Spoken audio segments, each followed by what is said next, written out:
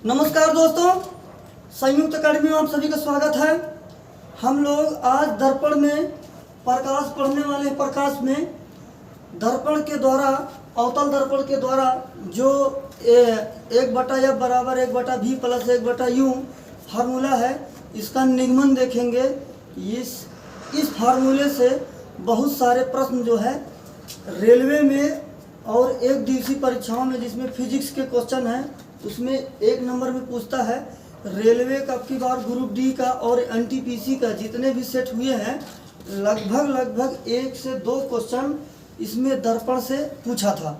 तो चलिए हम लोग इसको देखते हैं, और आगामी जो एलपी की परीक्षा है उसमें भी 1 से 2 क्वेश्चन जरूर से जरूर फिक्स कर लीजिए। इसमें इसके न्यूमेरिकल 1-2 क्वेश्चन जरूर बनाएगा। चलिए हम लोग देखते हैं। आज हम लोगों को एफ वी यू में संबंध स्थापित करना है। तो चलिए हम लोग कुछ बेसिक बात देख लेते हैं। ये देखिए मित्रों, M1 M2 जो है ये दर्पण का अवतल दर्पण है। ये कौन सा दर्पण है? अवतल दर्पण है।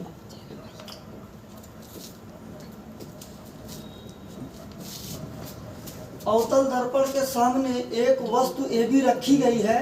AB से मुख्य अक्ष के समांतर एक रेखा दर्पण से टकराने के पश्चात मुख्य फोकस से होकर गुजरी है। और मैंने पिछले वीडियो में बताया था मित्रों, दर्पण से परावर्तन का नियम ये होता है, जब कोई रेखा मुख्य अक्ष के ये मुख्य अक्ष है, मुख्य अक्ष के समांतर आती है तो दर्पण से टकराने के पश्चात मुख्य फोकस से होकर गुजरती है। यदि कोई रेखा मुख्य फोकस से होकर जाती है, दर्पण से टकराने के पश्चात मुख्य अक्ष के समांतर हो जाएगी। और तीसरी पॉइंट ये है, अगर कोई रेखा वक्रता केंद्र से जाती है तो दर्पण से टकराने के पश्चात वह अपने ही मार्ग पर वापस हो जाएगी। तो ये देखिए, वक्रता केंद्र से एक रेखा गई, अपने ही मार्ग पर वापस आ गई। ये मुख्य अक्ष के समांतर गई, दर्पण से टकराने के पश्चात ये मुख्य फोकस से गुजरी है। ये जो XY है, यहाँ पर दर्पण का प्रतिबिंब बना हुआ है। जो वस्तु रखी गई है, वस्तु का यहाँ पर प्रतिबिंब बना हुआ है। मैंने M से N को मिला दिया, इस पर मुख्य अक्ष पर लंब डाला है। यह है दर्पण का ध्रुव, यह है मुख्य फोकस, यह है वक्रता केंद्र, ये भी वस्तु रखी गई है। चलिए पहले हम लोग ये देख लेते हैं कि ये जो मान है कहाँ से कहाँ तक है। अगर आपसे कभी पूछता है दर्पण के ध्रुव से, और एक बात अब ये भी ध्यान रखिए, कोई भी दूरी हम लेंगे कभी भी दर्पण के ध्रुव से लेंगे। दर्पण का जो ये सेंटर है यहाँ से लेंगे, कहने का मतलब ये कटान बिंदु का जहाँ से परावर्तन होता है, इसका जो सेंटर है वहाँ से, मतलब मध्य बिंदु तो ये है, वक्रता केंद्र जो है सेंटर ये होता है इसका। क्योंकि कोई भी दर्पण होता है वह गोली दर्पण का एक हिस्सा होता है, चाहे वह अवतल दर्पण हो, चाहे उत्तल दर्पण हो, चाहे वह समतल दर्पण हो, तीनों का तीनों ये गोली दर्पण का हिस्सा होता है। और गोली दर्पण का जो केंद्र होता है वही वक्रता केंद्र होता है। तो ये इसका सेंटर है, परावर्तक बिंदु का ये सेंटर है, ध्रुव पोल जिसे P से दिखाया जाता है। चलिए मित्रों हम लोग देखते हैं। अगर आपसे कह देता है दर्पण के ध्रुव से F के बीच की दूरी क्या होगी, तो हम लोग कह सकते हैं FP बराबर यहाँ पर होगा फोकस दूरी, ये जो होगा F होगा, और ये माइनस में होगा। माइनस में क्यों होगा मित्रों? क्योंकि मैंने आपको बताया था चिन्ह परिपाटी में, पिछली वीडियो में बहुत अच्छे से चिन्ह परिपाटी समझाया था, आपको वहाँ पर कोई कंफ्यूजन नहीं होगा। तो मित्रों जो भी चीज़ें दर्पण के इस साइड में रहेंगी माइनस में रहेंगी, दर्पण के उस साइड में रहेंगी प्लस में रहेंगी। चतुर्थांश में आपने देखा ही होगा, x का पिछला सिरा माइनस होता है, अगला सिरा धनात्मक होता है। तो जो इधर की चीज़ें रहेंगी ऋणात्मक रहेंगी, इधर की चीज़ें जो भी होंगी धनात्मक में रहेंगी। ये अपना दर्पण का चिन्ह परिपाटी है। तो मित्रों यहाँ से यहाँ तक की क्या हुआ, फोकस दूरी हुआ। अगर दर्पण के ध्रुव से वक्रता केंद्र की बात करेंगे, CP की बात करेंगे, तो ये देखिए मित्रों, इतना है F, इतना ये भी है F, कितना हो जाएगा माइनस का 2F हो जाएगा। चाहे हम लोग यहाँ से समझ लें, चाहे हम लोग यहाँ से समझ लें, F बराबर R/2 होता है, R बराबर हो जाएगा 2F। तो ये देखिए यहाँ से यहाँ तक की दूरी, ये जो दूरी दिया है, यही दूरी वक्रता त्रिज्या है। अब हम बात करते हैं मित्रों, यहाँ से दर्पण के ध्रुव से जहाँ पर वस्तु रखी गई, सॉरी यहाँ देखते हैं दर्पण का ध्रुव और जहाँ उसका प्रतिबिंब बना है, कहने का मतलब PX जो है ये क्या है, V है, लेकिन ये क्या होगा, ऋणात्मक होगा। अब दर्पण के ध्रुव से जहाँ वस्तु रखी गई है अर्थात बीपी, ये कितना होगा, ये यूं होगा, लेकिन ये भी क्या होगा, ऋणात्मक होगा, क्योंकि इस साइड में जितनी भी राशियां होंगी वो सब ऋणात्मक, इस साइड में जो होंगी प्लस। चतुर्थांश का यही नियम है, अगला सिरा प्लस पिछला सिरा माइनस। चलिए मित्रों, हम लोग फार्मूले के बीच में संबंध स्थापित करते हैं। देख लीजिए, यहाँ पर एक त्रिभुज बना हुआ है, यहाँ पर एक त्रिभुज बना हुआ है। पहले हम इन दोनों त्रिभुजों की बात करेंगे, फिर इसमें ये त्रिभुज और ये त्रिभुज बात करेंगे। और हम लोग इस त्रिभुज का बात क्यों कर रहे हैं यहाँ पर निकालने के लिए, देखिए कोई भी चीज़ हम लोग पढ़ेंगे तो उसके पीछे का रीज़न समझ के करेंगे कि क्यों किया गया है, आखिर ये त्रिभुज लेने की क्या ज़रूरत पड़ी। तो मित्रों, हम लोग पहले इन त्रिभुज और इन त्रिभुज को लेकर समरूप त्रिभुज दिखा देंगे। समरूप त्रिभुज दिखा देने के बाद में समरूप त्रिभुज का नियम ये होता है, उनकी जो भी भुजाएं होती हैं वो समान अनुपात में काटती हैं। और आप लोग ये देख ही रहे हैं, FBU में जो संबंध स्थापित करना है ये भुजाएं ही हैं, इस तरफ की दूरियां ही हैं। तो दूरियों के लिए हम लोग क्या करेंगे, अनुपात लेंगे। इसलिए हम यहाँ पर समरूप त्रिभुज इन दोनों को दिखाना चाहते हैं। कोई भी दो त्रिभुज समरूप त्रिभुज कब होंगे, उनके लिए कंडीशन 2-3 बातें होती हैं। या तो उनके तीनों कोण बराबर हो जाएं तो वो त्रिभुज समरूप त्रिभुज हो जाएंगे, पहला पॉइंट ये हो गया। दूसरा पॉइंट ये हो गया, या तो उन दोनों त्रिभुजों की तीनों भुजाएं बराबर हो जाए, या फिर दो कोण बराबर हो जाए, एक भुजा बराबर हो जाए, या दो भुजा बराबर हो जाए, एक कोण बराबर हो जाए, तो ये क्या हो जाएंगे, समरूप त्रिभुज हो जाएंगे। चलिए हम लोग देखते हैं, यहाँ से हम लोग बात करेंगे त्रिभुज ABC तथा त्रिभुज CXY तथा त्रिभुज CXY में। अब देखिए मित्रों, यहाँ पर आपको दिख रहा होगा ये 90 अंश का कोण बना हुआ है, और आपको यहाँ भी दिख रहा होगा यहाँ पर 90 अंश का कोण बना हुआ है। तो जब दोनों 90 अंश के कोण है अर्थात कोण B और कोण X क्या होगा, बराबर होगा। तो हम यह कह सकते हैं कोण ABC बराबर कोण CXY। और एक पॉइंट ये ध्यान रखिएगा मित्रों, कभी भी ऐसे फॉर्मेट में लिखा रहे तो यहाँ पर देखिए हमने 3 राशियों का नाम ले लिया, CXY, यहाँ पर ABC, तो लेकिन तो बात तो मैंने यहाँ पर एक ही कोण का किया। तो जो चीज़ बीच में दिया रहेगा उसी कोण की बात किया जा रहा है। तभी देखिए ये कोण B और कोण X बराबर है। यहाँ पर लंब है, ये क्या है, 90 अंश है, अर्थात ये समकोण त्रिभुज है। ये दोनों आपस में कैसे त्रिभुज है मित्रों, ये दोनों आपस में समकोण त्रिभुज है, इसलिए बराबर हो गए। अब देखिए मित्रों, इसमें जो ये कोण C है और यहाँ पर ये जो कोण C है, ये दोनों आपस में बराबर है। ये दोनों आपस में कैसे बराबर है, ऐसे बराबर है, जब भी कभी मित्रों इस कंडीशन में एंगल बन जाए तो ये कोण इस कोण के हमेशा बराबर होता है। ये नियम है शीर्षाभिमुख कोण का, शीर्षाभिमुख कोण का ये रूल है। तो मित्रों हम लोग कह सकते हैं कोण C इसमें का और इसमें का कोण C आपस में बराबर होगा। हम कह सकते हैं कोण ACB बराबर कोण, ये देखिए सीधा का हम कह दें XCY बराबर है। क्यों, क्योंकि ये क्या है, शीर्षाभिमुख कोण है। अब देख लीजिए मित्रों, अगर किसी भी दो त्रिभुजों में दो कोण बराबर हो गए तो तीसरा कोण अपने आप बराबर होगा। जैसे मान लीजिए एक त्रिभुज ये है और एक त्रिभुज ये है, अगर यहाँ पर 30 अंश का कोण बना है तो भाई बराबर है ये कोण, ये भी 30 का बनेगा। अगर ये 90 का बना है तो ये भी कितने का बनेगा, 90 का बनेगा। अगर मित्रों ये कोण 30 है, ये 90 है, तो इसका मतलब ये कितने का होगा, 60 का होगा। क्यों, क्योंकि त्रिभुज के तीनों कोणों का योग 180 अंश होता है। तो 120 तो यहाँ भी हो गया है, तो ये कितना मिल जाएगा, 60 मिल जाएगा। किसी भी चित्र में अगर पूछे वहाँ पर कितने कोण बनेगा, तो आप n-2 गुणे 180 कर देंगे तो उस चित्र के टोटल कोण कितने निकल कर आ जाएगा। जैसे त्रिभुज में 3 - 2 1 आएगा, 1 का गुणा 180 से करेंगे तो 180 अंश आएगा। चतुर्भुज होगा, 4 में से 2 निकाल देंगे, 2 मिलेगा, 18 दूनी 36, 360 अंश का हो जाएगा। पंचभुज होगा, यहाँ पर 3 होगा, 18 3 54, 540 हो जाएगा। अगर षष्ठभुज होगा तो 6 में से 2 निकाल देंगे, 4 18 72, 720 अंश का कोण हो जाएगा।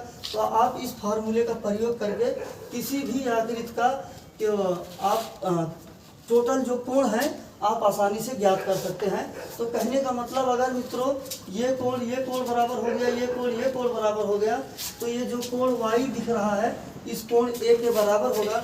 हम कह सकते हैं कोण BAC, क्योंकि ये जो कोण यहाँ पर बीच में होगा उसी कोण की बात किया जाता है। बराबर कोण हो जाएगा XYC। तो देखिए मित्रों यहाँ पर तीन बातें बराबर हो गई। अगर तीन बातें बराबर हो गई तो ये कैसा त्रिभुज होगा, ये समरूप त्रिभुज होगा। और समरूप त्रिभुज का नियम होता है मित्रों, इनकी भुजाएं समान अनुपात में काट रही हैं। जिन भुजाओं का अनुपात इस त्रिभुज से लेंगे उन्हीं भुजाओं का अनुपात इस त्रिभुज से लेंगे, यही समरूप त्रिभुज का नियम है। अर्थात हम कह सकते हैं मित्रों AB अपॉन, ये देखिए AB हमने यहाँ से लिया, अगर मैंने यहाँ से AB लिया तो लंब वाली भुजा, इसमें लंब वाली भुजा थी तो हम लोग अपान कह दें XY, जो इसकी लंब वाली भुजा है O। अब देखिए मित्रों हम लोग ये आधार वाली भुजा ले रहे हैं BC, हम लोग कह देंगे यहाँ पर BC। और देखिए इसकी आधार वाली भुजा CX है, हम कह देंगे अपान CX हो जाएगा। और मित्रों मैं आप लोगों को एक पॉइंट ये बता देना चाहता हूँ, मैंने ये भुजा का अनुपात लिया लेकिन मैंने इस भुजा का अनुपात नहीं लिया। क्यों? क्योंकि अपने सवाल में इस भुजा का कोई प्रयोग नहीं है, कहीं भी FGU में संबंध है, इसका यूज नहीं, इसलिए हम लोग इसका अनुपात का नहीं लिया। अगर चाहेंगे तो ले सकते हैं, समरूप त्रिभुज का नियम है, कोई सा भी आकृति होगी, मतलब कोई सी भुजा का अनुपात हम लोग ले सकते हैं। तो जो जरूरत है हमने वो ले लिया। ये है मित्रों अपना समीकरण नंबर 1। अब देखिए हम लोग यहाँ पर इस वाले त्रिभुज और इस वाले त्रिभुज में बात करते हैं। तो देखिए त्रिभुज YXF और FPM जो है इन दोनों त्रिभुज में बात करेंगे। ये देखिए मित्रों यहाँ पर ये कोण 90 अंश का बना है, तो यहाँ पर भी ये कोण कितने का बना है, 90 अंश का बना है। तो कहने का मतलब ये कोण इस कोण के बराबर हो गया, एक पॉइंट बराबर हो गया। जैसे हमने इसमें किया था सेम कंडीशन वही बात है, कुछ भी परिवर्तन नहीं है। ये दोनों आपस में क्यों बराबर है? क्योंकि समकोण त्रिभुज है। ये कोण बराबर होगा इस कोण के, क्यों? क्योंकि ये शीर्षाभिमुख कोण है। किसी त्रिभुज के दो कोण बराबर हो जाने पर तीसरा कोण बराबर हो जाएगा। यहाँ पर जो कोण M बना है इस वाले कोण Y के बराबर होगा। यहाँ पर भी तीनों बातें बराबर हो गई। ये दोनों क्या कहलाएंगे? समरूप त्रिभुज कहलाएंगे। मैंने आपको समरूप त्रिभुज का नियम बताया था, किसी भी भुजा का अनुपात लीजिए, समान भुजा में काटेंगे तो हम कह दें MN, हम कह दें MN अपॉन, मैंने इसका लंब वाली भुजा लिया तो मैं इसका लंब वाली भुजा लूँगा, हम कहेंगे X अपान का Y बराबर। अब देखिए हम इसके आधार वाला भुजा ले रहे हैं, कह दें NF, हम कह दें यहाँ पर NF अपॉन, अब हम कह देंगे FX, हम लोग कह देंगे FX। अब मित्रों एक पॉइंट ये ध्यान रखिए, अगर दर्पण का द्वारक हम लोग छोटा कर देंगे तो ये जो N है ये कहाँ पहुँच जाएगा? P के पास पहुँच जाएगा। उस स्थिति में होगा N बराबर P। और आपको स्पष्ट दिख रहा है, जितनी लंबी भुजा AB है MN उतना ही है, क्योंकि यहाँ से हमने इस पर लंब डाला है। तो हम लोग कह सकते हैं AB बराबर MN। चलिए मित्रों यहाँ पर हम लोग MN के स्थान पर रख देते हैं AB अपॉन XY बराबर N के स्थान पर P है, हम कह दें PF अपॉन FX। ये है मित्रों अपना समीकरण नंबर 2। अब ये देखिए यहाँ पर समीकरण नंबर 1 में AB अपान XY है और 2 में AB अपान XY है। अगर किसी भी दो समीकरणों के एक पक्ष आपस में बराबर है तो जो उस साइड वाली चीज़ें होती हैं वो आपस में बराबर हो जाती हैं। कहने का तात्पर्य मेरे ये है, समीकरण 1 और 2 से, समीकरण 1 व 2 से इन दोनों को मिलाएंगे तो अगर ये पक्ष बराबर है तो ये पक्ष आपस में क्या बराबर होंगे? हम कह दें BC अपॉन का CX is equal to PF upon FX। ये बराबर हो गया। मित्रों हम लोग फार्मूले का डेरिवेशन इसी से पूरा कर देंगे, क्योंकि ये उन भुजाओं में अनुपात आया है जिन भुजाओं की हमको ज़रूरत है। तो ये इसी पर जितने अनुपात बने हैं, देखिए टोटल मैटर यहाँ पर रखा गया है। इन चीज़ों को बराबर करके हमने क्या कर दिया है? हटा दिया है। चलिए मित्रों हम लोग आगे करते हैं। मित्रों हम लोग देखते हैं, ये देखिए यहाँ पर अपने पास है BC इसका मतलब ये इस भुजा की बात कर रहा है BC की। तो देखिए दर्पण में BC कोई दूरी तो है नहीं, यहाँ पर देख लीजिए जो चीज़ें हैं मैंने लिख दिया है। तो हम लोग BC के स्थान पर ये कर सकते हैं, दर्पण के जितनी भी दूरियाँ लेनी है दर्पण के ध्रुव से लेनी है, तो हम लोग इसको यहाँ से यहाँ तक ले रहे हैं और इतना चीज़ घटा दे रहे हैं तो हमको इतना मिल जाएगा। कहने का मतलब ये BC के स्थान पर हम लोग कह दें BP माइनस का, ये देखिए B से P तक ले लिया, अब हम कह दें माइनस का CP, इतना घटा देंगे इतना मिल जाएगा। कह देंगे माइनस का CP बटे CX। ये देखिए मित्रों CX इतनी की बात कर रहा है CX की, तो इतनी दूरी कुछ तो दिया नहीं है, हम दर्पण के ध्रुव से जितनी दूरियां लेंगे हम लोग दर्पण के ध्रुव से लेंगे। तो हम कह दें CP माइनस, हमको इतना ही चाहिए तो हम लोग XP क्या कर दें, घटा दे, कह दें XP बराबर PF। ये देखिए मित्रों PF अपने पास है, ये फोकस दूरी है, तो हम PF को PF ही रहने देते हैं और बटा हम देख रहे हैं FX। ये जो है मित्रों यहाँ पर FX की बात कर रहे हैं, FX कोई दूरी तो है नहीं, तो हम लोग हमेशा दूरी जितनी लेंगे दर्पण के ध्रुव से लेंगे, तो FX के स्थान पर हम लोग कह दें XP माइनस का FP। इतना में इतना चाहिए हमको, इतना लेकर इतना घटा देंगे हमको इतना मिल जाएगा। हम कह दें इसके लिए XP माइनस, ये देखिए XP माइनस FP। अब यही जो वैल्यू है ये वैल्यू हम लोगों को रख देना है। BP दिया है माइनस का U, आप रख दीजिए माइनस का U। और ये देखिए CP है, CP दिया है माइनस का 2F, माइनस माइनस क्या हो जाएगा प्लस, ये हो जाएगा 2F अपॉन CP देखिए दिया है माइनस का 2F, रख दीजिए माइनस का 2F। ये देखिए XP है और XP का मान दिया V, माइनस माइनस प्लस हो जाएगा V। और PF का मान दिया है माइनस का F, आप रख दीजिए माइनस का F। XP दिया है माइनस का V, आप कर दीजिए माइनस का V। ये देखिए FP दिया है माइनस का F, माइनस माइनस क्या हो गया प्लस का F, क्रॉस मल्टीप्लाई कर दीजिए, आपका फार्मूला निकल कर आ जाएगा। चलिए हम लोग करते हैं, माइनस का F से इधर करेंगे तो आएगा माइनस माइनस चीज़ हो जाएगी प्लस 2F का स्क्वायर और प्लस माइनस हो जाएगा यहाँ पर माइनस FB बराबर। अब देखिए हम लोग इस माइनस B को उठाएंगे इसमें करेंगे, फिर प्लस F को उठाएंगे इसमें करेंगे, माइनस B से करेंगे, माइनस माइनस से चीज़ हो गया प्लस, आ जाएगा U और B। ये देखिए प्लस माइनस हो जाएगा माइनस 2F तो है ये है, और इस B से गुणा करेंगे V हो जाएगा। अब हम लोग प्लस F से करेंगे तो देखिए माइनस है, यहाँ पर माइनस हो जाएगा FU हो जाएगा, और प्लस प्लस प्लस ही रहेगा, प्लस का 2F स्क्वायर। ये देखिए मित्रों प्लस का 2F स्क्वायर प्लस का 2F स्क्वायर कैंसिल हो गया। यहाँ पर बचा है ये देखिए माइनस का FV है, इधर माइनस का 2FV है, इस साइड में आएगा तो प्लस का 2FV हो जाएगा, और ये माइनस का FV है ये है, और यहाँ बचेगा U और V, और यहाँ पर बच जाएगा माइनस F और U। ये देखिए दो में से निकल जाएगा एक बार, तो फिर बचेगा FV बराबर UV माइनस FU। अब समीकरण में इसमें दोनों पक्षों में FVU से भाग कर दे रहे हैं, तो देखिए मित्रों FV अपान FVU अपान UV FVU माइनस FU अपान FVU। मैंने दोनों पक्षों में FVU से भाग कर दिया, इससे ये कट गया, मिला 1/U बराबर, ये देखिए ये कट गया मिला हमको 1/F माइनस, ये कट गया ये कट गया हम लोगों को मिला 1/V। ये देखिए मित्रों 1/U। ये देखिए ये इधर माइनस है, इधर आएगा क्या हो जाएगा प्लस हो जाएगा, और इधर 1/F बचा ही है। तो ये देखिए मित्रों अपना फार्मूला ये निकल कर आ गया।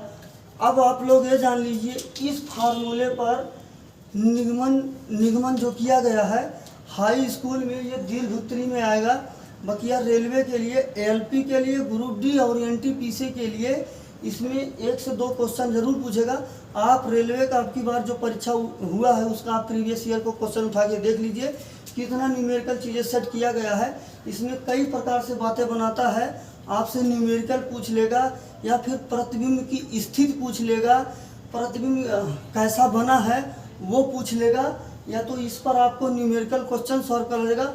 और आप ध्यान रखिएगा F बराबर R/2 इस पर भी चीज बना देता है, और एक दर्पण की जो आवर्धन क्षमता होती है उस पर प्रश्न बनाता है। दर्पण का आवर्धन क्षमता आप इसको ध्यान रखिएगा, M बराबर I/O इक्वल टू V/U। आप इसका चिन्ह परिपाटी भी समझ लीजिए और मतलब भी समझ लीजिए। ये देखिए I क्या है, इमेज।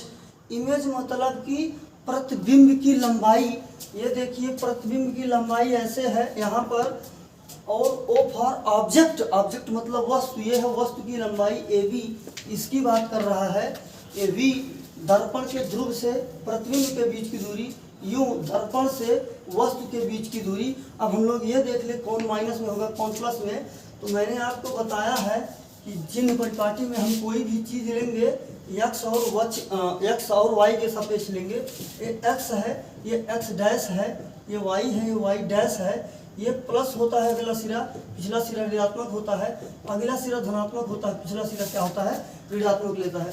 देखिए यहाँ पर जब बिंदु I की बात करेगा, I हमेशा अगर ऊपर है तो ये देखिए ऊपर y के सापेक्ष कहाँ जा रहा है, ये ऊपर जा रहा है। ऊपर y क्या है, धनात्मक है, तो ये क्या हो जाएगा, अवतल दर्पण के लिए ये धनात्मक हो जाएगा। सॉरी, ये वस्तु था, ऑब्जेक्ट था, ये वाला धनात्मक हो जाएगा। अब देखिए नीचे है, ये नीचे देखिए y के सापेक्ष आ रहा है, लेकिन नीचे आ रहा है y, नीचे क्या है, ऋणात्मक है, तो ये क्या हो जाएगा, ये ऋणात्मक हो जाएगा। और v जो है यहाँ से यहाँ की दूरी है, ये तो वैसे ऋणात्मक रहेगी, और ये भी क्या रहेगा, ऋणात्मक। मैंने अभी आगे भी बताया था। तो इतनी बात आप ध्यान रखिए, इससे आपको बहुत सारे फायदे मिलेंगे। हम लोग नेक्स्ट वीडियो में इसके जितने भी न्यूमेरिकल क्वेश्चन हैं, इन सभी न्यूमेरिकल क्वेश्चन को कल करवा देंगे। धन्यवाद।